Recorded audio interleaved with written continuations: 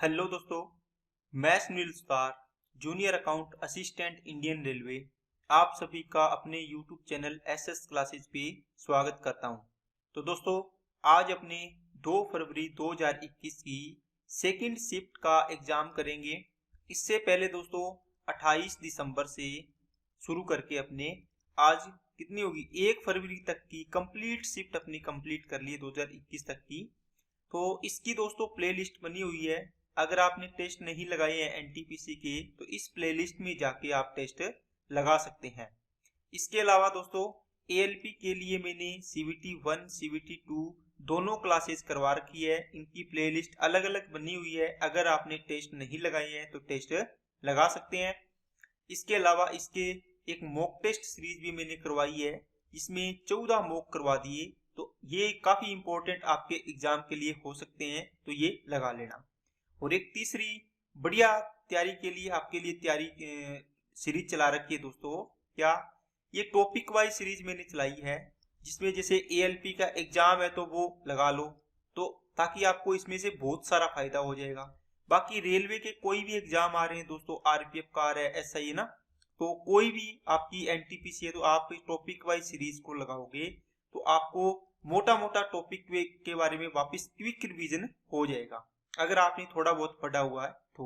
Okay, अगर पढ़ा हुआ होगा तो आपको चीजें क्लियर होती जाएगी और क्वेश्चन आएंगे तो आपको लगेगा चलो ये क्वेश्चन भी मेरा कंप्लीट हो गया, ये भी मेरे को आता है, ये चलो नहीं आता ये मैंने सीख लिया, है ना। अगर बिल्कुल भी नहीं किया होगा तो थोड़ी प्रॉब्लम आ सकती है। ओके दोस्तों, बाकी मैंने बिल्कुल भी नहीं किया हुआ उनके लिए भी थोड़ी थोड़ी स्टार्टिंग से ही शुरू करके आपको बढ़िया तरीके से इसको करवाने की कोशिश की है। तो जो जिसको नहीं आता वो भी लगा लो, जिसको आता है वो भी लगाओ, ताकि दोनों को ही फायदा मिलेगा। तो चलिए अब दोस्तों क्लास को स्टार्ट करते हैं। अगर आप चैनल पे नए हो तो चैनल को सब्सक्राइब कर लें और बेल आइकन पे क्लिक जरूर कर लें, जिससे आपको वीडियो की नोटिफिकेशन समय पर मिलती रहे।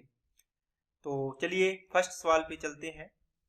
18 कुशल श्रमिक एक कार्य को 12 दिन में पूर्ण कर सकते हैं, जबकि 24 अर्ध कुशल श्रमिकों को उसी कार्य को पूर्ण करने हेतु 15 दिन का समय लगता है। 12 कुशल श्रमिक कार्य शुरू करते हैं, लेकिन उनमें से 3 कुछ दिन बाद कार्य छोड़कर चले जाते हैं। कार्य छोड़कर जाने वाले उन 3 कुशल श्रमिकों के स्थान पर कितने अर्ध कुशल श्रमिकों को कार्य पर लगाया जाना चाहिए, ताकि कार्य को निर्धारित समय पर पूर्ण किया जा सके। दोस्तों सवाल काफी लंबा है, लेकिन है स्टेप वाइज करने वाला। देखो इसमें एक तो कुशल श्रमिक दे दिया है ना, और एक अर्ध कुशल दे दिया दोस्तों, है ना। 2 प्रकार के श्रमिक दे रखे हैं आपको। आप क्या करो, कुशल को के मान लो, अर्ध कुशल को ए सी कर लो। ए फॉर अर्ध कुशल, के फॉर कुशल हो गया। अब इसकी एफिशिएंसी, ये एफिशिएंसी मान ली इनकी अपनी, ठीक है। तो एक की एफिशिएंसी के है तो 18 लोगों की कितनी हो जाएगी, 18 के हो जाएगी, होगी ना। इनटू ये कितने दिन में काम कर देते हैं, 12 दिन में। अब यही काम टोटल वर्क है 24 अर्ध कुशल, तो 24 कौन से, 24 इंटू ए आ जाएगा। 24 अर्ध कुशल कितने दिन में करते हैं, 15 दिन में करते हैं। यहां से दोस्तों इसका रेशियो निकाल लो आप, तो कितना आएगा, 12 एकम 12, 12 दूना 24, 2 एकम 2, 2 नीम 18, 3 तिया 9, 3 5 15। तो ये कितना आ गया, के अपॉन ए, है ना, तो बराबर आ गया 5/3। तो कुशल और अकुशल की एफिशिएंसी का रेशियो आ गया दोस्तों आपके पास है ये। यहां से आप क्या निकालोगे, देखो इसने बोला है कि 12 कुशल श्रमिक कार्य शुरू करते हैं, लेकिन 3 इनमें से कुछ दिन बाद कार्य छोड़कर चले जाते हैं। तो 12 ने काम स्टार्ट किया, 3 छोड़कर जा रहे हैं। इनकी जगह 3 कौन से आ रहे हैं, ये कुशल वाले थे। अब इनकी जगह अकुशल आ रहे हैं, अर्धकुशल, अर्धकुशल आ रहे हैं ना। आप क्या करना है दोस्तों, तो 3 गए तो 3 बताओ, 3 की एफिशिएंसी, एक की एफिशिएंसी कितनी है कुशल की 5, तो 3 की कितनी हो जाएगी, 3 इंटू 5 टोटल वर्क हो गया। अब सेम टाइम में करना है तो क्या करना है, आपको संख्या निकालनी है। तो अर्ध कुशल की कितनी है, 3 है एफिशिएंसी, इंटू संख्या बतानी है अर्ध कुशल की कितनी आएगी, है ना। तो ये n मान लो जी, कुछ भी मान लो, तो 3 का इसमें डिवाइड करोगे तो 5 आ जाएगा इसका, मतलब 5 लोग लगाने पड़ेंगे आपको 3 की जगह अर्ध कुशल वाले। नेक्स्ट, 30 किलोमीटर की यात्रा के पश्चात दुर्घटना के कारण एक रेलगाड़ी सेवा से बाधित हो गई दोस्तों। उसकी चाल घटकर वास्तविक चाल की 4/5 रह जाती है। इस कारण यह 45 मिनट की देरी से पहुंचती है। यदि दुर्घटना 18 किलोमीटर दूर हुई होती तो यह 36 मिनट की देरी से चल रही होती। रेलगाड़ी की ओरिजिनल स्पीड ज्ञात करनी है। देखो यहां से रेलगाड़ी चली, ये कहां तक गई, इस पॉइंट तक रेलगाड़ी जाना था। ये क्या हुआ दोस्तों, बीच रास्ते में इसका एक्सीडेंट हो गया। और कहां पर हो गया, कितनी दूरी पर दोस्तों, जहां से चली उससे 30 किलोमीटर की दूरी पर ही इसका एक्सीडेंट हो गया। इसका मतलब ये कहता है कि इसकी चाल कितनी रहेगी, 4/5। इसका मतलब पहले चाल 5 थी तो अब कितनी रहेगी, 4। बात समझ आ गई क्या। इसका मतलब यहाँ पर स्पीड का रेशियो 5 था, स्पीड 5 यूनिट थी, तो अब कितनी रहेगी, 4 यूनिट रहेगी। ये क्या बात समझ आई क्या, ये स्पीड की बात कर रहा हूं दोस्तों मैं। 5 से कितनी रहेगी, 4 इस पॉइंट के बाद। अब ये दूसरा केस कहता है कि अगर यही एक्सीडेंट सेम पॉइंट से चलती, लेकिन एक्सीडेंट जाना तो यही था, 30 की बजाय ये कहां होता दोस्तों, ये तो 30 तो यहीं पर था, 30 की बजाय ये 18 किलोमीटर आगे हुआ होता। 18 किलोमीटर क्या हुआ था दोस्तों, आगे हुआ होता। इसका मतलब 30 किलोमीटर तो ये था ही, 18 किलोमीटर और जोड़ दो, है ना। यहां पर एक्सीडेंट होता, यहां पर ना होता, यहां पर ना होता। इसका मतलब ये यहां से चलकर यहां तक जाती, इस पॉइंट तक, तो कितनी दूरी कवर करती, आप बोलोगे सर 48 किलोमीटर कवर करती ना। अब बताओ यहां पर इसकी चाल 5 थी तो यहां पर भी चाल कितनी होती, जब तक एक्सीडेंट तो यहां हुआ है। शुरू में इसकी चाल ओरिजिनल कितनी थी, 5। इसका मतलब 5 यूनिट स्पीड यहां थी, 5 यहां थी, तो यहाँ कितनी होगी, एक्सीडेंट के बाद वो 4 यूनिट हो जाती है। अब बताओ इसको आप इसके सीध में मिलाओ, आप बोलो सर यहाँ भी कितनी थी, 4 यूनिट थी। को एक्सीडेंट यहाँ हुआ था, इसके बाद आगे की जितनी भी स्पीड थी 4 यूनिट थी। यहाँ भी 4 यूनिट इतने पार्ट में जो सेम पार्ट है, इसके पार्ट ये बात ये सेम पार्ट है, इन दोनों में क्या है, चाल समान है, तो कोई फर्क नहीं पड़ने वाला। यहाँ भी 5 थी, यहाँ भी 5 है, कोई फर्क नहीं पड़ेगा, दूरी देखो सेम है। लेकिन यहाँ क्या हुआ, यहाँ दूरी, इसका मतलब ये दूरी कितनी आ गई, 18 किलोमीटर, है ना, इसके बराबर ही होगा ना, सेम पार्ट बन गया, इतना बना लिया। अब यहाँ पर चाल 4 थी तो यहाँ पर 5 होगी, तो फर्क तो यहाँ पर आ गया। ये 45 मिनट अधिक ले रही थी टाइम, है ना, ज्यादा ले रही थी, लेकिन यहाँ पर 36 मिनट का ही फर्क पड़ा। 9 मिनट किस कारण है, क्योंकि ये देखो 18 किलोमीटर की दूरी के बाद एक्सीडेंट और 18 किलोमीटर चल गई 5 की स्पीड से, ज्यादा स्पीड थी ना, ये तो 4 तो कम यहाँ हुई। इसका मतलब 9 मिनट का गैप आ गया। आप बोलो सर स्पीड का रेशियो निकाल लो, यहाँ से कितना, 4 से कितना, 5, तो टाइम का रेशियो कितना आएगा, 5 से रेशियो कितना आएगा, 4 आएगा। ये ओरिजिनल स्पीड है ना दोस्तों, ओरिजिनल 5 पार्ट, ये एक्सीडेंट के बाद की स्पीड है। अब देखो कितना पार्ट कम हुआ, 1 पार्ट कम हुआ। कितने मिनट कम हुए क्वेश्चन में, 9 मिनट, तो 9 चौके 36 मिनट इसका रियल टाइम था, है ना, 9 चौके 36। अब देखो ये 5 यूनिट वाला टाइम निकाला है, क्योंकि ये ओरिजिनल स्पीड निकालनी है। तो बताओ कितनी इसकी स्पीड कैसे आएगी, आप बोलोगे सर इसके अंदर ये 18 किलोमीटर ही चला है, देखो 5 की स्पीड से, ये रहा 18 किलोमीटर, तो दूरी डिवाइड बाई समय कितना लगा, 36 मिनट। मिनट को घंटे में चेंज करोगे, 60 नीचे आएगा तो ये ऊपर ले जाओ, 18 दूना 36, 2 से काटा 30, इसका मतलब इसका स्पीड कितनी आ गई, 30 किलोमीटर प्रति घंटा। काफी अच्छा सवाल है दोस्तों, आराम से ध्यान से समझना इसको, बहुत इंपॉर्टेंट सवाल है। नेक्स्ट, 120 के भाजकों की संख्या। दोस्तों 120 को तोड़ोगे 2 की पावर 3 इंटू 3 की पावर 1 इंटू 5 की पावर 1। आपको टोटल नंबर ऑफ फैक्टर पूछिए, टोटल फैक्टर आपको बताया हुआ, जो भी पावर है इसमें 1 ऐड करो, 3 और 1 4, पावर में 1 ऐड किया 1 और 1 2, पावर में 1 ऐड किया 1 और 1 2, 4 दूनी 8 दूनी 16, आंसर आ जाएगा। नेक्स्ट, एक्स किसी कार्य को उतनी ही तेजी से पूर्ण कर सकता है जितना तेजी से वाई और जेड एक साथ मिलकर उसी कार्य को पूर्ण करते हैं। देखो दोस्तों इसका मतलब तेजी से बोल रहा है या फिर ये चीजें बोल रहा है, इसका मतलब एफिशिएंसी बराबर होगी ना।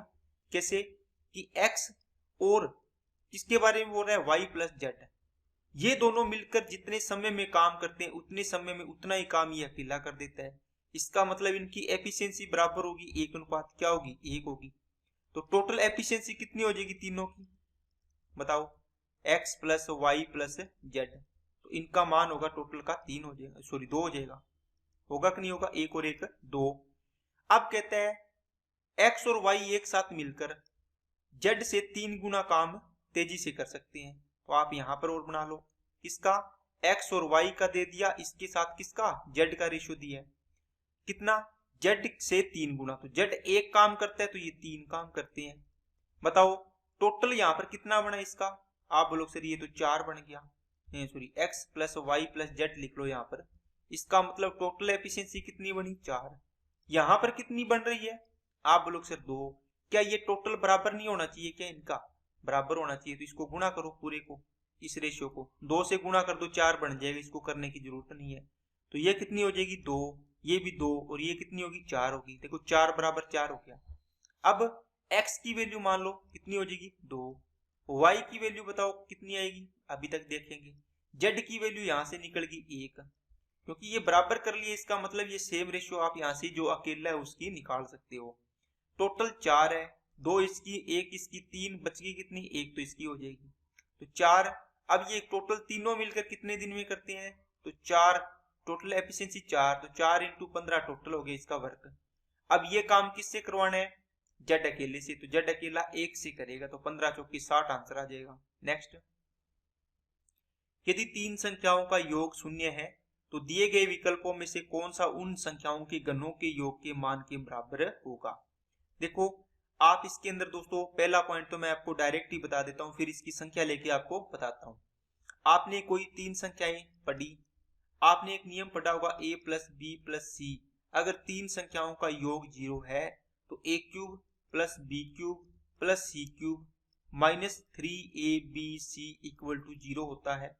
अब इसको माइनस को इक्वल वाली साइड में लेके जाएंगे तो क्या हो जाएगा दोस्तों, इसको रफ कर दूं क्या सीधा लिख दूं, लिखा तो वही है, इसमें बराबर लगा देता हूं, इसको बराबर ले आया।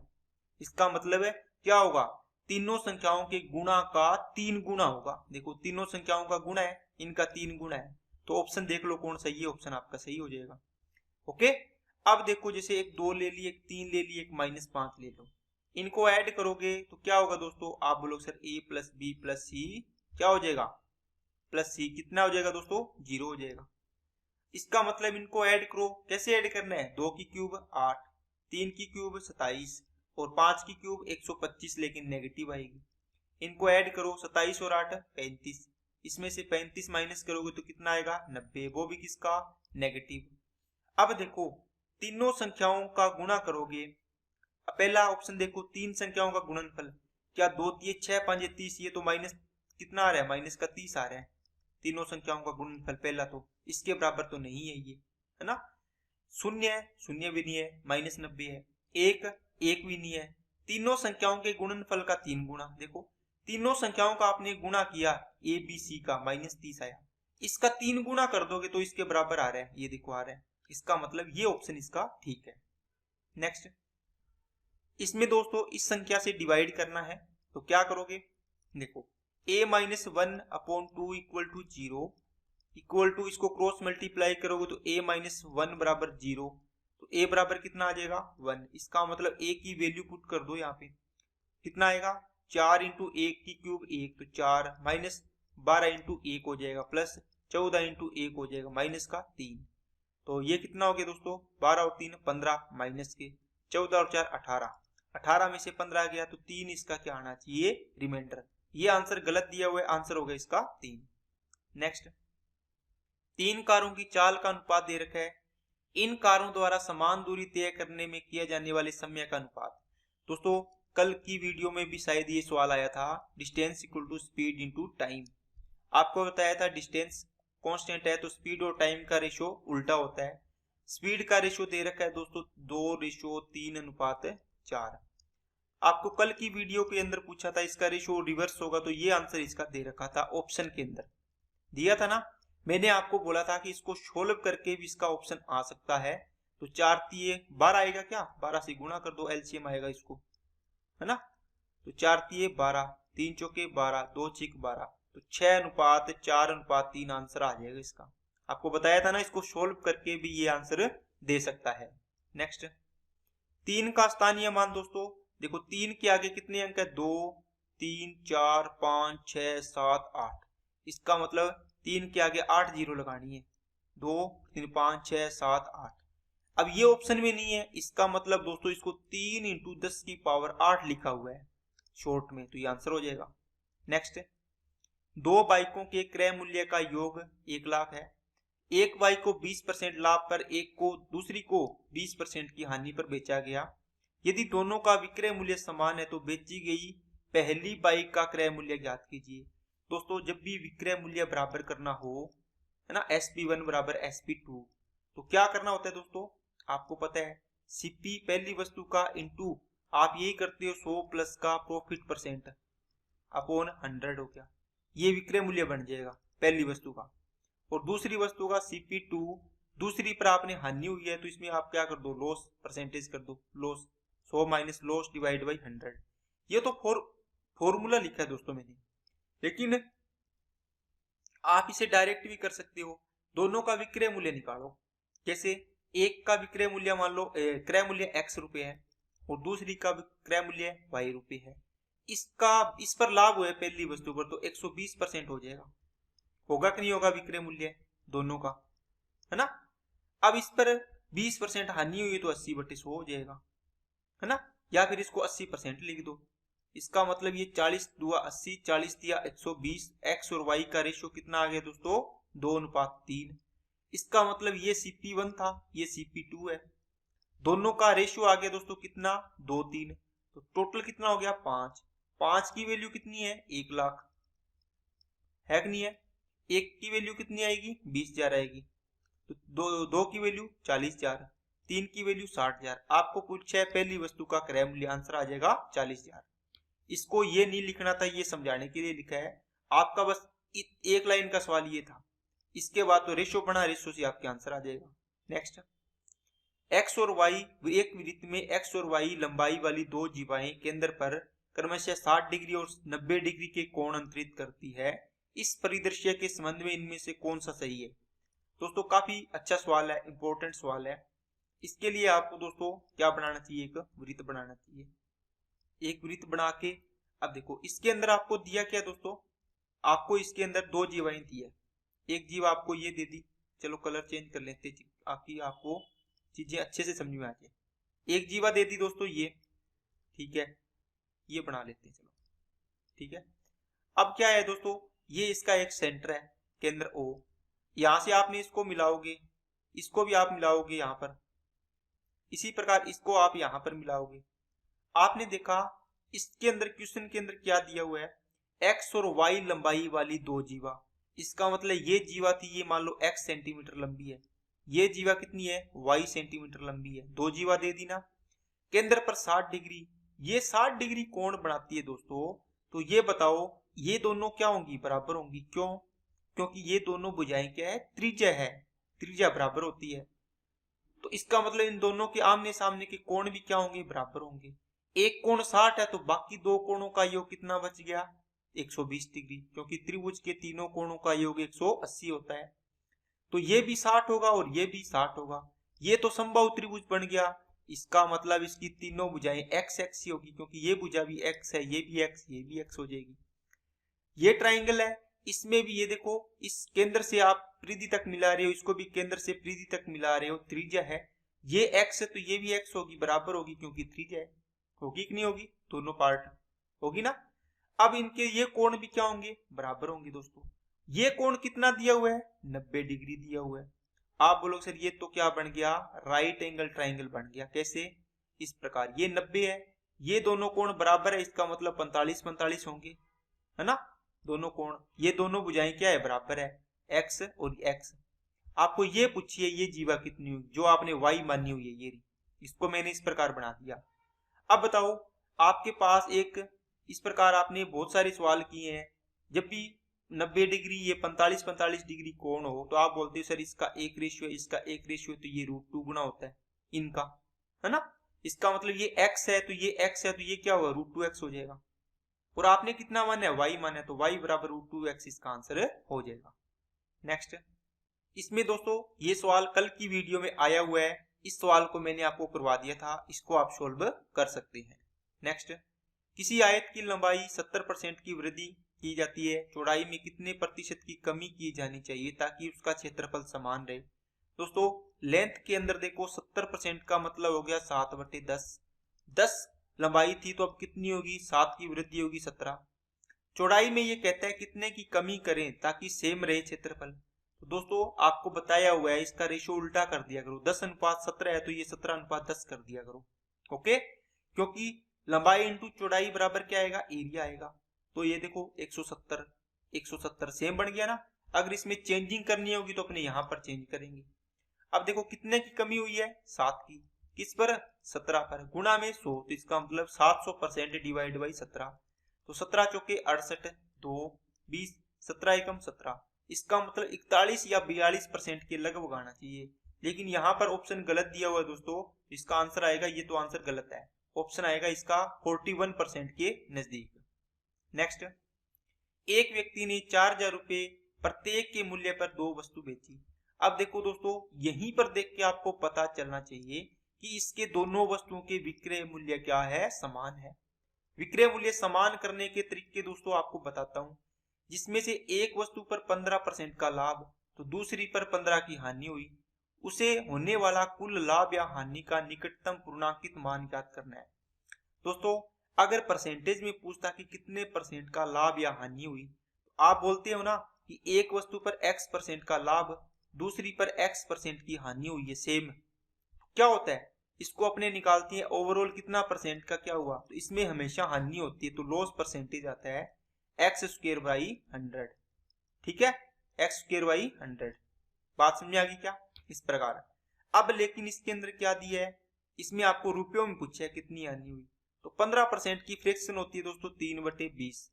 अगर 20 रुपए क्रय मूल्य था, थोड़ा नीचे लिखता हूं, अगर 20 रुपए सीपी था, है ना, लाभ कितने रुपए का हुआ, 3 का। देखो 20 पर 3 का लाभ हुआ है तो 23 रुपए हो गया क्या, इसका विक्रय मूल्य। तो प्रॉफिट कितना आएगा, +3 आएगा।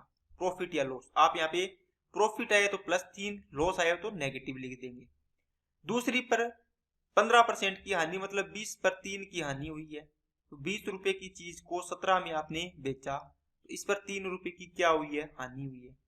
अभी दोस्तों कई बच्चे बोलते हैं, देख लेंगे और कर देंगे 3 माइनस, तो कुछ ना सर, हानि लाभ तो हुआ ही नहीं, है ना। लेकिन दोस्तों इसने जो पॉइंट बोला है वो तो पहले करो। क्या बोला है, इसने बोला है दोनों वस्तुओं का विक्रय मूल्य तो समान है। क्या विक्रय मूल्य समान है, क्या नहीं है।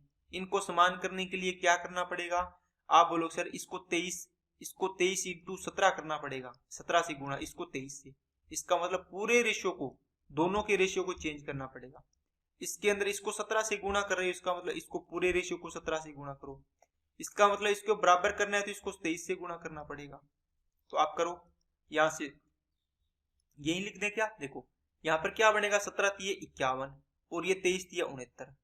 कितना बनेगा, 17 तिये 51 और 23 तिया 69। ये तो लाभ हुआ था, ये हानि हुई है। अब आपने क्या किया, इसके अंदर भी तो गुणा होगा। क्या आएगा दोस्तों, 23 इंटू क्या आएगा, 17 आएगा। और यहाँ भी कितना आएगा, 23 इंटू 17 आएगा। विक्रय मूल्य सेम हो गया कि नहीं हो गया। यहाँ कितना आएगा, कितना आएगा दोस्तों, 17। यहाँ कितना आएगा, 23। ठीक है ना, 20, 23 और ये 3 का रेशियो था, इसमें आपने 17 का गुणा किया, तो इसलिए यहाँ देखो पूरे रेशियो को 17 थी 51, 17 से इसको कर दिया, 17 से इसको कर दिया, इसमें 23 का गुणा करना था, कर दिया। अब यहाँ से देखो कितने रुपए का आपको लॉस हुआ या प्रॉफिट हुआ। आप लोग सर यहाँ से तो हमें 51 रुपए का क्या हुआ है, लॉस हुआ है, 18 पार्ट का। 51 से 69, 18 पार्ट का लॉस हुआ है। अब आपको देखो प्रत्येक वस्तु का विक्रय मूल्य दे रखा है कितना, 4,000। तो प्रत्येक वस्तु का विक्रय मूल्य कितना है, 23 इंटू 17। इसको गुणा मत करो, है ना, कर लेंगे अगर जरूरत हुई तो। 23 इंटू 17 की वैल्यू दे रखी है दोस्तों कितनी, 4,000 रुपए। आपको 18 पार्ट की वैल्यू चाहिए, तो 4,000 डिवाइड बाई 23 इंटू 17, इंटू में कितना, 18 पार्ट। अब इसमें से कटता है नहीं तो अपने गुणा कर लेंगे और डिवाइड कर देंगे। ठीक है ना, तो 18 चौके 72, या फिर ये इसका 17 एकम 17, 1 पॉइंट कितना आएगा, 0 100 17 5 85, 1.05 आएगा ना। अब इसको देखो गुणा कर लो, इसको लिख लो थोड़ा सा, 1.05 इंटू 4,000 डिवाइड बाई दोस्तों 23 है। ठीक है, अब इसको गुणा करो, ये 2 अंक नीचे आएंगे तो 2 जीरो कट जाएगी, इसका मतलब 4 का गुणा करो, 4 5 20, तो ये 4200 बनेगा। 23 का डिवाइड करो, इसमें 23 दूना 46, 2 बार नहीं जाएगा, 1 बार जाएगा। 23 एकम 23, 17 और 2 19, 23 छिके 138, 23 8 184, 23 8 184 होते हैं क्या? देखो 184 6। अब 23 दूना 46, 23 दिया 69, 182 पॉइंट समथिंग आएगा। तो किसके नजदीक आ रहा है दोस्तों? यहाँ पर सबसे आप बोलो सर 184 रुपये हानि के नजदीक आ रहा है, तो आंसर हो जाएगा अपना 184। नेक्स्ट, एक घन का आयतन 324 जिसे पिघलाकर एक घनाभ बनाया गया जिसकी लंबाई चौड़ाई ऊंचाई का अनुपात 3:2 है। घनाभ की लंबाई, जब भी दोस्तों आयतन दिया हो इनको 3x 2x और x 2x कर लिया है ना, x लगा दिया। अब देखो घन का आयतन, इससे आपने क्या बनाया, इसको पिघला के घनाभ, तो इनका आयतन बराबर कर दो घनाभ का। इसका आयतन कितना है 324, इसका आयतन कितना होता है LBH के। अब देखो 3x 2x 2x, 3 दूनी 6 दूनी 12 x क्यूब बनेगा, बराबर कितना आएगा दोस्तों 324 के। 12 से इसको काटा कितना आया 27, x क्यूब बराबर 27, x की वैल्यू आ गई 3। आपको घनाभ की लंबाई पूछी थी तो 3x, 3x का मतलब कितना हो गया 3 तिया 9। नेक्स्ट, यदि 20% स्प्रिट वाले 50 लीटर के एक द्रव्य विलयन में 10 लीटर जल मिलाया जाता है तो परिणामी विलयन में स्प्रिट का प्रतिशत कितना होगा। देखो आपके पास पहले एक 50 लीटर मिक्सचर था दोस्तों, आपने इसके अंदर क्या मिलाया 10 लीटर आपने पानी मिलाया है ना, वाटर। अब कितना हो गया टोटल 60 लीटर हो गया। इसके अंदर आपके पास स्प्रिट का कितना परसेंट था, आप बोलो सर 50 का 20% था, है ना। अब बताओ इसमें और इसमें स्प्रिट तो सेम ही होगा, क्योंकि आपने 50 में जितना था स्प्रिट वही इसमें होगा, क्योंकि आपने पानी मिलाया 10, स्प्रिट को तो सेम ही रखा है कांस्टेंट पार्ट को। तो 60 का कितना परसेंट इसमें स्प्रिट होगा वो निकालना है अपने को। तो 20 दिया 60, 50/3 का मतलब 16 से 2/3% इसके अंदर क्या है दोस्तों स्प्रिट का परसेंटेज है। नेक्स्ट, 200 मीटर ऊंचे एक टावर के आधार से गुजरने वाली क्षैतिज रेखा में स्थित दो चट्टानों के अवनमन कोण 45-30 है। यदि चट्टानें एक ही दिशा में तो उनके बीच की दूरी। दोस्तों बड़ा ही आसान सवाल है। देखो आपको क्या दिया हुआ है, आपको एक इस प्रकार दिया हुआ दोस्तों बनानी है रेखा, ठीक है। एक चट्टान दी है, इसके पास आपको इस प्रकार दे दिया। अब आपने एक पॉइंट तो यहाँ बना लिया, एक पॉइंट इसका यहाँ क्यों बनाया दोस्तों, ये देखो 200 मीटर ऊंचाई है इस टावर की, ठीक है। टावर के आधार से गुजरने वाली, टावर ये रहा, टावर का आधार ये रहा, आधार से गुजरने वाली रेखा ये है पूरी लंबी। क्षैतिज रेखा में स्थित दो चट्टानों के अवनमन कोण, दो चट्टानों के अवनमन कोण 45 और 30 है। तो देखो 45 कहां बनेगा, यहां बनेगा, 30 कहां बनेगा, यहां बनेगा। जितना कोण छोटा होगा वो दूर बनेगा। जैसे आप कोई भी किला देखने जाते हो, है ना, तो आप उस किले को जितना नजदीक से देखोगे उतना ही कोण ज्यादा बढ़ाओगे, उतनी आपको आपकी जो गर्दन है उसको और ऊंचा करना पड़ेगा, तो कोण ज्यादा बनेगा ना। एक तो आप बिल्कुल सीधा देख रहे हो, और एक उस किले को देखने के लिए पूरा ऊंचा मुंह करना पड़ेगा। जैसे चित्तौड़गढ़ का किला है, उसको उसकी तो कहावत ही है कि उसका किले की चोटी देखनी हो पास में जाके तो सिर की पगड़ी भी नीचे गिर जाती है, होता है ना, सुना है शायद ऐसा। इसका मतलब दूर से देखो तो कोण छोटा होगा दूर तो। अब देखो दोस्तों आप इसके अंदर आपको बताया हो ये 45, ये तो 90 है, तो ये कितना होगा 45 होगा। इसका मतलब ये दोनों भुजाएं क्या होगी बराबर होगी। मैं रेशियो में लिख रहा हूं एक बार चीजें, ये 1 है तो ये भी कितना होगा 1 रेशियो। अब अपने बड़े वाले ट्राइंगल में देखो ये 30 है इस पूरे बड़े ट्राइंगल में, तो ये कितना हो गया पूरा 60 होगा, है ना। 30 के सामने की भुजा कितनी है 1 रेशियो है, तो 30 इसके सामने की भुजा कितनी होगी, इसका √3 गुना होगी, किसका, इस 1 का √3 गुना। 30 के सामने 1 तो 60 के सामने इसका √3 गुना। ओके, अब देखो ये कितना पार्ट बचेगा फिर बताओ, आप बोलो सर ये पूरी √3 है, यहां से यहां तक 1 है, तो ये बच जाएगा √3 माइनस का 1। ओके, इसी की तो वैल्यू चाहिए आपको, इनके बीच की दूरी देखो, दो चट्टानों के बीच की दूरी, ठीक है। अब कहता है कि 1 की वैल्यू कितनी 200 दे रखी है, तो √3 माइनस 1 की वैल्यू, 1 की वैल्यू कितनी 200, √3 माइनस 1 की वैल्यू कितनी आ जाएगी 200 इंटू √3 माइनस 1। ये आंसर आना था लेकिन ये आंसर गलत दिया हुआ दोस्तों, इसको √3 माइनस 1 होना था यहाँ पे, ठीक है ना, ये आंसर हो जाएगा।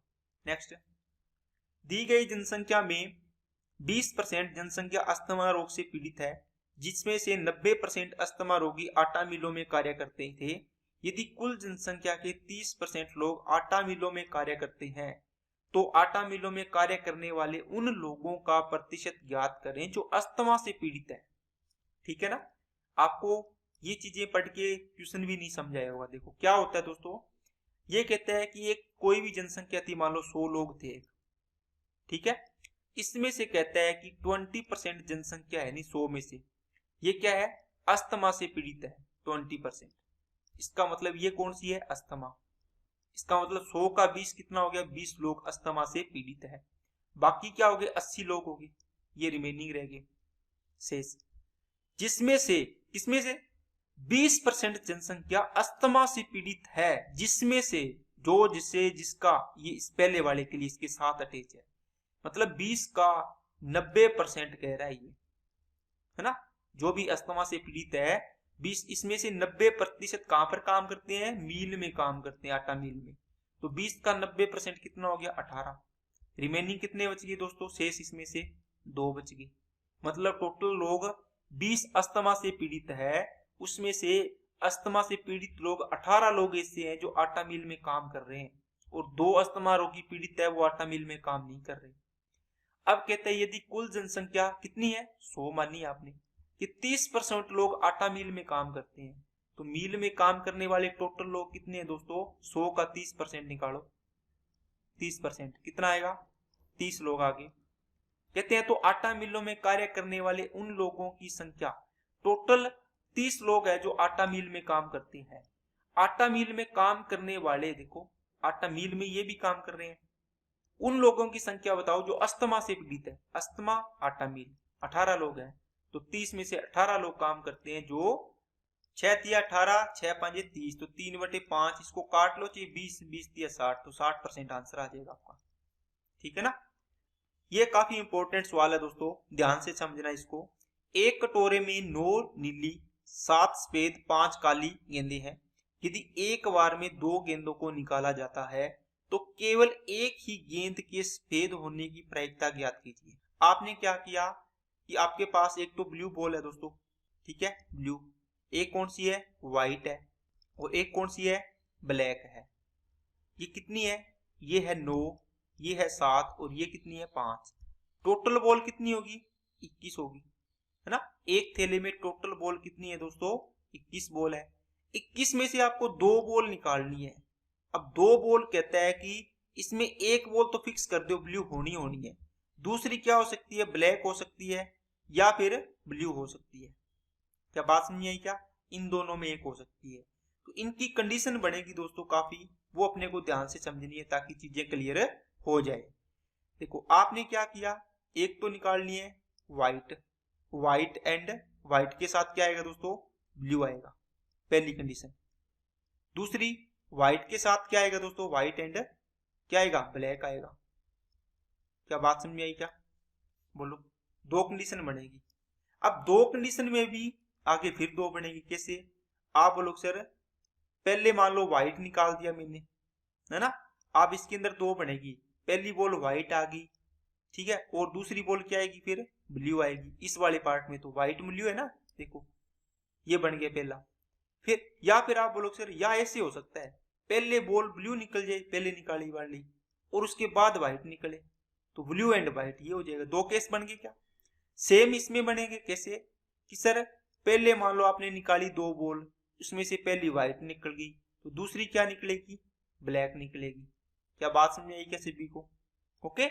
फिर आप बोलोगे सर ऐसा भी तो हो सकता है, पहली ब्लैक निकल जाए, है ना, और दूसरी क्या निकल जाए, व्हाइट निकल जाए। देखो चीजें बन गई ना, 2 केस बन गए।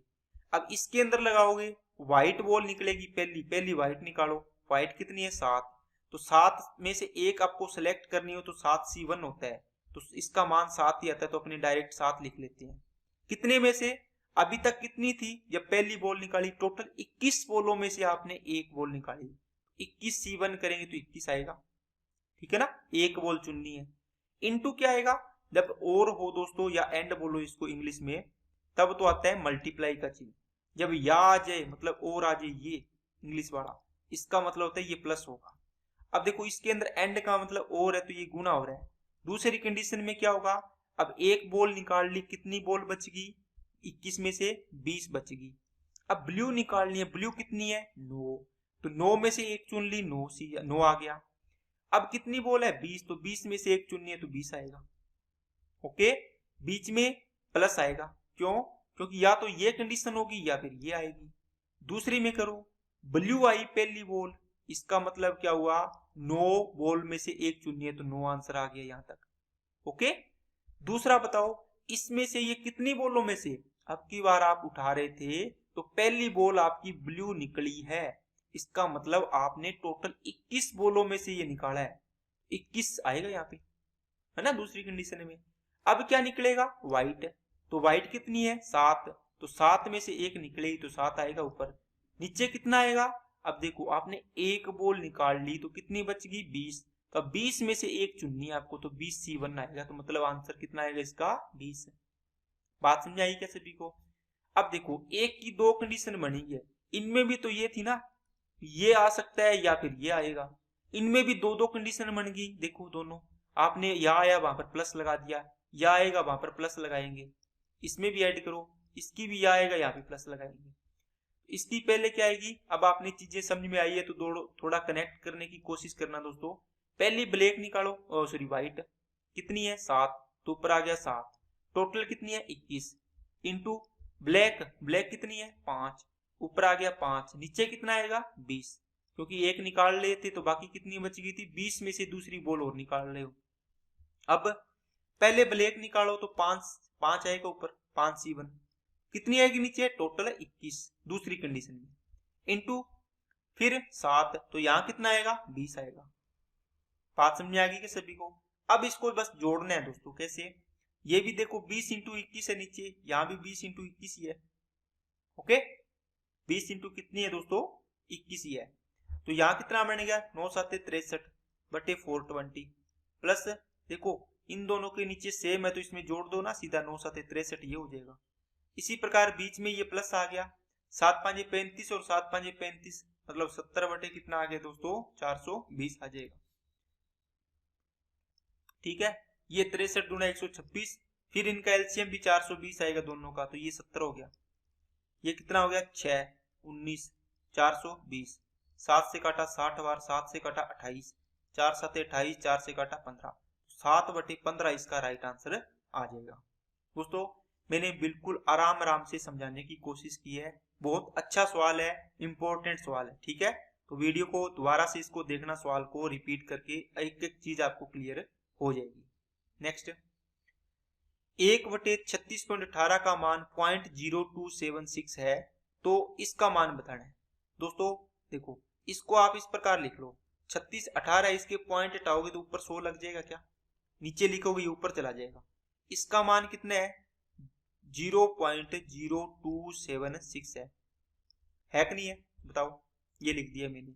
आपको चाहिए इसकी वैल्यू, आप इसको ना ऐसे लिख लो, 1/3618 रख लो, बाकी देखो कितने अंक है 1 2 3 4 5 6 7, इसका मतलब 10 की पावर 7 लिख लो इसको ऊपर, क्योंकि डेसिमल हटाओगे नीचे जाएगा, नीचे वाली चीज अब वापिस ऊपर चली जाएगी ना, 10 की पावर 7, ये निकालना है आपको। अब इसको चेंज करो, इसके अंदर आपको क्या गुणा करना पड़े कि ये बन जाए, बताओ। आप बोलो सर 10 की पावर 2 तो है हमारे पास, बटे में 36 18 है, इसका मान ये आ रहा है, कितना आ रहा है 0.0726। अब इसको ये बनाना है, इसके मतलब इसका यहाँ पर 10 की पावर 5 की कमी है, इसका गुणा कर दिया, तो बराबर के इस वाली साइड में गुणा किया तो इधर भी गुणा कर दो 10 की पावर 5 का। ओके, तो ये चीज बन जाएगी दोस्तों आपको जो चाहिए। इसको गुणा करो, 4 नीचे आएगी 0, 10 की पावर 4, ये 1 कट जाएगा, 10 की पावर 1 बचेगी, है ना, इसका डेसिमल हटानी तो 2760 आंसर आ जाएगा। कैसे दोस्तों 276, इसका पॉइंट हटाया, नीचे 10 की पावर 4 आ गई, ऊपर 10 की पावर 5 बच गई, ये यहां से काटोगे तो 10 बचेगा अकेला, तो 276 इंटू 10 करो तो 2760 आंसर आ जाएगा। नेक्स्ट, वह बड़ी से बड़ी संख्या ज्ञात कीजिए जिसमें क्या है 13 26 39 को विभाजित करने पर क्रमशः 1 2 3 शेष बचता है। आप पहला पॉइंट तो ये दोस्तों, बड़ी से बड़ी संख्या आप इसमें से देखो, सबसे बड़ी 12, 12 के डिवाइड करो 1 शेष बच रहा है, 12 के डिवाइड करो 2 बच रहा है, 12 के डिवाइड करो 3 बच रहा है। इसका मतलब आपका 12 आंसर हो जाएगा। ठीक है, बड़ी से बड़ी पूछे तो ऑप्शन में आप सबसे बड़ी संख्या उठाओ, अगर वो नहीं होगी तो फिर उससे जस्ट छोटे वाली देखो, वो नहीं होगी तो उससे जस्ट छोटे वाली देखो, ऐसे देखना होता है। बाकी अगर इसको बेसिक से करोगे तो देखो, एक शेषफल है, इसमें 2 शेषफल है, इसमें 3 है, इसमें से माइनस कर दो, कितना आ गया 12, कितना आ गया 24 और कितना आ गया 36। इनका क्या ले लो HCF, तो 12, 24 और 36 का HCF कितना आएगा दोस्तों 12। नेक्स्ट इसको सोल्व करना है, 25 3 75 दोस्तों, तो 5√3 आ गया, प्लस 21 7 147 है ना। या फिर क्या करोगे, 3 इंटू कितना बनेगा, 3 चौके 12 3 निम 27, 3 चौके 12 3 निम 27, तो ये 7√3 आ जाएगा, तो 7 और 5 12√3 आंसर आ जाएगा।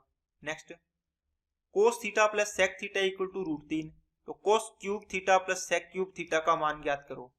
दोस्तों अगर आपने ये चीजें पढ़ी है तो आपको देखते इसमें दिमाग लग जाएगा। कैसे, आपने ये चीज पढ़ी है x plus 1/x equal to, मान लो आपको a दिया हुआ है, आप बताओ x cube plus 1/x cube कितना आएगा, आप बोलो सर a क्यूब माइनस 3 आता है, हमने ये तो पढ़ा है। तो दोस्तों ये भी तो सेम ही है, क्या कोस थीटा प्लस 1/कोस थीटा नहीं है क्या, सेक थीटा को 1/कोस नहीं लिख सकते क्या, बराबर में कितने है √3, देखो x प्लस 1/x वाली फॉर्म बन रही है। इसका मतलब आपको क्यूब चाहिए इसका, तो क्यूब कर दो, क्या आएगा √3, a की वैल्यू कितनी है, ये इसका क्यूब माइनस है 3 इंटू a कितना है √3 है, तो 3√3 माइनस का 3√3 हो गया, ये भी कट गए आपस में, आंसर आ जाएगा इसका 0। नेक्स्ट इसको सोल्व करना है दोस्तों, 6 दूनी 12, नीचे 8 और 5 13, 13 में से 1 गया 12, डिवाइड किया कितना आ गया 1। नेक्स्ट x और y का एलसीएम 2079, उनका HCF 27, एक संख्या इतनी तो y का मान, तो आपको पता होगा दोस्तों दो संख्याओं का गुणा, दो संख्याओं 189 इंटू y है ना, गुणा दोनों संख्याओं के एलसीएम और HCF के गुणा के बराबर होता है। 27 7 189, 7 से इसको काटा 7 दूनी 14, 6 7 निम 63 और 6 7 निम 63 4 7 7 49, तो y की वैल्यू आ गई 297। नेक्स्ट साधारण ब्याज की 5% वार्षिक दर पर 8 वर्षों के लिए निवेशित धनराशि परिपक्वता पर 175 हो जाती है। इसका मतलब क्या है दोस्तों, अमाउंट है, तो 5 8 40% की वैल्यू होती तो बराबर कर देते, लेकिन 40 नहीं है। ये क्या है, ये तो सिंपल इंटरेस्ट है। आपको अमाउंट निकालनी है, अमाउंट परसेंटेज कितना हो जाएगा, 140% की वैल्यू है ये, कितनी 175। आपको पूछे 100% की वैल्यू बताओ, तो 175 डिवाइड बाई 140 इंटू में 100, 0 से 0, 7 से काटा 2 बार, 7 से काटा 25, 2 से इसको काट दिया 5, 25 5 125 रुपये इसका प्रिंसिपल आ जाएगा। नेक्स्ट 6 और 4 10, 10 में 2 का भाग देंगे 5, 5 चौके 20, 20 और 5 25, 25 में से 3 गया 22। Next the measure of an angle is 1/2 of its supplementary angle, find its measure angle. मान लो दोस्तों मेजर एंगल आपका थीटा है, इसका सप्लीमेंट्री एंगल कितना होगा, आप बोलो सर 180 माइनस थीटा होगा कि नहीं होगा, ये सप्लीमेंट्री एंगल है ना, ये इसका मेजर एंगल है। बात समझ में आ गई क्या सभी को। अगर आपका दो एंगल्स का सम 180 डिग्री होता है तो उसको संपूरक कोण बोलते हैं उन दोनों को। मान लो उनमें 180 में से एक कोण आपका कितना है 60 डिग्री है ना, आपने बोल दिया कि कोई कोण 60 है, उसका सप्लीमेंट्री एंगल कितना होगा 120 होगा। कोई कोण 120 डिग्री दे रखा है आपको, इसका सप्लीमेंट्री कितना होगा 60 होगा। कोई कोण 50 डिग्री दे रखा है, इसका सप्लीमेंट्री कितना होगा 130 होगा। बात समझ आ गई क्या, ये चीज। तो कोई कोण थीटा है, देखो कोई भी मेजर एंगल थीटा, इसका सप्लीमेंट्री एंगल है वो क्या होगा, इसका आधा है। किसका, the measure of an angle is 1/2 of its supplementary angle, मतलब सप्लीमेंट्री एंगल ये है, इसका हाफ कर दो, कर दिया आपने है ना, बराबर कर दो। तो 2 थीटा इक्वल टू कितना आ गया 180 है ना, तो माइनस थीटा है क्या, थीटा है, तो ये 3 थीटा इक्वल टू कितना आ जाएगा 180 आ जाएगा। थीटा इक्वल टू कितना आ गया 60, थीटा ही तो निकालना था, मेजर एंगल कितना आ जाएगा 60 डिग्री। बाकी आप इसको रेशियो से बना सकते हो दोस्तों, कि एक आपको मेजर एंगल दे दिया, एक दे दिया दोस्तों सप्लीमेंट्री एंगल, ठीक है, ये कहता है कि सप्लीमेंट्री एंगल्स का हाफ क्या है, major of an angle is 1/2, आधा है, ये 2 है तो इसका आधा ये है, ठीक है ना, कि इसका मेजर एंगल है वो इसके सप्लीमेंट्री एंगल का हाफ है, ठीक है। इसका मतलब दोनों पार्ट की वैल्यू कितनी होगी, 3 की वैल्यू कितनी होती है 180, एक की वैल्यू कितनी आएगी 60, मेजर एंगल कितना है 60, तो 60 डिग्री आंसर आ जाएगा। नेक्स्ट डीआई का सवाल दोस्तों, ये पूछा है कि आपको ब्रांडों के इनमें से किस युग्म के लिए 2018 और 19 दोनों वर्षों में बिकने वाले एसिस की कुल संख्या समान थी। दोस्तों आपको देखो पी एल एस ई ये दे रखा है, ठीक है। इसके अंदर देखो आपको पूछा है कि किस ब्रांड के डिफरेंट टाइप ऑफ एसिड है, इनका ब्रांड है P type, L type, S type, है ना। इसमें देखो 2019 है लाल वाला, 2018 है नीले वाला। कहता है कि किस ब्रांड में 2018 और 19 में टोटल करो कि बराबर है। देखो इसके अंदर आप ब्रांड में टोटल करोगे तो 34, 34, 68 थे 2018, 19 और 18 और 19 में, तो ये 68 हो गए। इसमें कितने बनेंगे 70, इसमें कितने बनेंगे दोस्तों 58, इसमें कितने बनेंगे 68, इसमें कितने बनेंगे 55। आप बोलो सर ये तो 68 इसमें आ रहा है और 68 इसमें आ रहा है, तो एच और कौन सा है एल वाला, ये वाला, तो इन दोनों में क्या है बराबर है। नेक्स्ट दी गई तालिका में निर्दिष्ट वर्षों के दौरान किसी दी गई वस्तु का प्रति किलोग्राम अधिकतम मूल्य कितना होगा। देखो प्रति किलोग्राम निकालना हो दोस्तों, आपने 100 रुपए के अंदर 100 रुपए में आप 5 किलो चावल लेके आए, तो आपको घर वाले पूछते हैं किस रेट पड़े भाई बताओ, आपको अगर हिसाब नहीं आएगा तो आप कैसे बताओगे। आप बोलोगे 100 रुपए में 5 किलो आए हैं, देख लो कितना हो गया 20, ऊपर रुपए नीचे किलो, तो 20 रुपए प्रति किलो। समझ में आ गई क्या बात है। अब देखो ये टोटल मूल्य दे रखा है, ये मात्रा 230 रुपए में आप कितने लाए हो, 230 रुपए में 110 किलो चावल। अब देख लो कितना हो गया 230 बटे 110, ये 210 रुपए में आप 95 किलो, ये 340 रुपए में आप 125 किलो, ये 430 रुपए में आप 130 किलो। अब 0 से 0 13 3 39, ये 3 गुना के लगभग जाएगा। ये कितने पे जाएगा 125, ये नहीं जाएगा 125 2 बार जाएगा, क्योंकि 125 375 होते हैं, ये तो 340 ही है, मतलब 2 पॉइंट समथिंग आएगा। 95 तिया ये भी नहीं जाएगा, ये भी 2 बार जाएगा। इसको 0 से काटा, ये भी देखो 11 दूना 22 2 बार जाएगा, तो सबसे अधिक इसका होगा ना। बात समझ आ गई क्या। नेक्स्ट 12 व्यक्ति 12 झाड़ू की मदद से एक फर्श को 4 दिन में, 8 व्यक्ति 8 झाड़ू की मदद से उसी फर्श को कितने दिन में।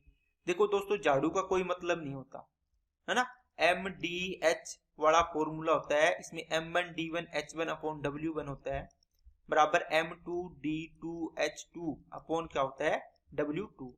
H क्या होता है आवर होते हैं, जो घंटे होते हैं, अगर आवर दिए हुए हैं तो ये इनको 1 मान लो। ये वर्क होता है दोस्तों, अगर वर्क होता तो अपने नीचे लगा लेते है ना, इस प्रकार बराबर करते हैं, लेकिन ये झाड़ू है, ये तो क्या है इंस्ट्रूमेंट है साफ करने के लिए, इसका कोई फर्क नहीं पड़ता। तो 12 व्यक्ति किसी काम को 4 दिन में करते हैं, तो 8 व्यक्ति उस काम को कितने दिन में करेंगे, तो 8 4 दूनी 8, 2 से काटा 6, इसका मतलब 6 दिन में कर देंगे। नेक्स्ट दिया गया बार ग्राफ 5 वर्षों 2012 से 16 के दौरान एक कंपनी की 3 शाखाओं ABC द्वारा XYZ ऑटोमोबाइल्स के उत्पादन के आंकड़ों को दर्शाता है। दी गई अवधि के दौरान किस शाखा में XYZ ऑटोमोबाइल्स के उत्पादन में अधिकतम प्रतिशत वृद्धि दर्ज की गई। देखो दी गई अवधि के दौरान, अवधि कौन सी है 2012 से 2016 की अवधि है, ठीक है। अब देखो अलग अलग देखो, कहता है कि ये पहला है कौन सा, देखो पहला कौन सा हो गया इसके अंदर A, फिर B, फिर C, तो 40 से कितना हुआ 2016 से तुलना करेंगे अपने, 40 से 50 हुआ है ना, तो कितने की वृद्धि हुई 10 की, तो 10 की वृद्धि हुई है किस पर दोस्तों 40 पर, 1/4 का मतलब 25% की वृद्धि हुई है इसमें A में। दूसरा ये कितना है 30 से कितना हो गया दोस्तों 55 हो गया, 30 से 55 हो गया मतलब 25 की वृद्धि हुई है किस पर 30 से, है ना, 5 के 30, 5 5 25, 5 ये हो गया लगभग 82% के लगभग। यहाँ तीसरा 50 से कितना हुआ है 60, 10/50 है ना, 1/5 मतलब 20% वृद्धि हुई है। अब इसमें देखो 100% वृद्धि के साथ शाखा C नहीं, गलत है, 50% से अधिक वृद्धि के साथ शाखा ए, देखो ए का तो कितना हुआ था, ये ए थी, ये बी थी और ये सी है, ये तो 25 ही हुआ है, ये नहीं गलत है। लगभग 50% वृद्धि के साथ शाखा बी, लेकिन ये देखो बी शाखा है, ये तो क्या है 80% से अधिक वृद्धि के साथ शाखा बी। देखो ये भी ठीक था 50% से अधिक, लेकिन इसने बोला कि 80% से अधिक, तो इसमें देखो 80 से अधिक है, तो ये अपना राइट आंसर होगा। नेक्स्ट, 2016 और 2017 के दौरान आंध्र प्रदेश से परीक्षा में भाग लेने वाले छात्रों की कुल संख्या और उत्तर प्रदेश से परीक्षा में भाग लेने वाले छात्रों की कुल संख्या का अनुपात। देखो 2016 और 2017 के अंदर आंध्र प्रदेश के देखो कहाँ है, 2016 और 2017 ये रहे 260 और ये कितने हो गए 4 और 2 6, 660। ठीक है, 2016 और 2017 में ये हो गए आंध्र प्रदेश के। आपको यूपी के देखो 2016 और 2017 में टोटल यूपी कहाँ है, ये रहा 400 और 500 950 हो गए। इनका रेशियो पूछा था तो 66 अनुपात कितना आ जाएगा 95। नेक्स्ट, वर्ष 2017 और 18 के बीच किस विषय की पुस्तकों की बिक्री में सर्वाधिक गिरावट आई। देखो दोस्तों यहां पर ये डॉटेड लाइन दी है ना, ये आपको दिया हुआ है दोस्तों किसका 2017 का, जो डॉटेड लाइन दी है ये दिया हुआ 2017 का। ठीक है, और जो ये पूरी ये ब्लैक लाइन दी हुई 2018 का है, इसका मतलब ये 2018 वाली है, ये 2018 की, ये 2018, ये 2018, और ये डॉटेड लाइन दी है ना, ये क्या दी हुई है 2017 की। इनमें डिफरेंस देखना गिरावट किस में आई है, इसका मतलब ये 2017 है तो ये 2017 का क्या है 18 है, इसमें देखो वृद्धि हुई है, ये 2017 थी यहाँ पे, इसमें भी देखो वृद्धि हुई है 18 में, ये 2017 यहाँ पे है, 2018 यहाँ कमी हुई है, लेकिन ये 30 से कितनी हुई है 25 हुई है ना। यहाँ भी यहाँ क्या हुई, यहाँ तो वृद्धि हुई है, देखो 2017 यहाँ पर था, 2018 यहाँ पर है, वृद्धि हुई है। यहाँ देखो ये सबसे ज्यादा गैप है, 2017 से ये देखो गिरा है, नीचे आया है, तो सबसे ज्यादा किसमें हुई होगी, ये कौन सा इंग्लिश वाला, तो ये आंसर हो जाएगा आपका इंग्लिश। ठीक है दोस्तों, तो ये आज की क्लास थी आपके एनटीपीसी की 2 फरवरी की सेकंड शिफ्ट 2, मतलब शिफ्ट 2 का एग्जाम था। तो काफी अच्छे सवाल थे दोस्तों, 1-2 सवाल बढ़िया थे, तो दो एक दो क्या कम से कम 4 से 5 सवाल इसके अंदर अच्छे वाले सवाल थे, जिसमें टाइम कंज्यूमिंग वाले सवाल थे। ठीक है ना, तो आज की क्लास में इतने ही रखते हैं। वीडियो अगर अच्छी लगे तो लाइक करना, अपने दोस्तों के पास इसको ज्यादा से ज्यादा शेयर करना, ताकि उनको भी इस वीडियो का लाभ मिले। और चैनल को सब्सक्राइब नहीं किया हुआ तो चैनल को सब्सक्राइब दोस्तों जरूर करें। आज के लिए इतना ही, ओके, थैंक यू।